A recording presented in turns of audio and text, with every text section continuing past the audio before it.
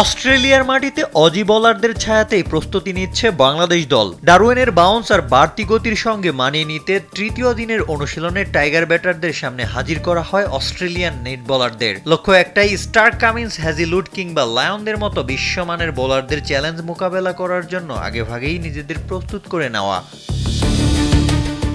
ডারউইনের বাতাস, bouncy wicket আর Australian pace সবকিছুতেই পুরো সিরিয়াস বাংলাদেশ দল। তাই তৃতীয় দিনের অনুশীলনে টাইগারদের ব্যাটিং সেশনের বড় অংশ জুড়েই ছিলেন অস্ট্রেলিয়ান নেট বোলাররা। এক প্রান্তে গতির পরীক্ষা, অন্য প্রান্তে স্পিনের ধাঁধা। অজি নেট বোলারদের বিপক্ষে ব্যাট হাতে ঘাম ঝরিয়ে নিজেদের ঝালিয়ে নিয়েছেন মুশফিক, শান্ত, সাদমানরা। উদ্দেশ্য একটাই, প্রথম টেস্টের আগে অস্ট্রেলিয়ার কন্ডিশনের সঙ্গে যত দ্রুত সম্ভব মানিয়ে নেওয়া যায়। শুধু ব্যাটিং নয়, দিনের শুরুতেই ফিল্ডিং নিয়ে চলে কড়া প্রস্তুতি। প্রধান কোচ ফিল সিমন্স নিজেই ব্যাট হাতে স্লিপ ক্যাচিং এর অনুশীলন করান। এই দিন অনুশীলনে উইকেট কিপারের ভূমিকায় ছিলেন অমিত হাসান। পরে batting coach Mohammad Ashraful, bowling coach Mushtaq Ahmed এবং ফিল্ডিং কোচ আশিকুর রহমানের তত্ত্বাবধানে চলে ফিল্ডিং অনুশীলন। অন্যদিকে বোলিংয়ে নিজেদের প্রস্তুত করে নেন হাসান মাহমুদ, এবাদত হোসেন, মেহেদী হাসান মিরাজ ও তাইজুল ইসলামরা।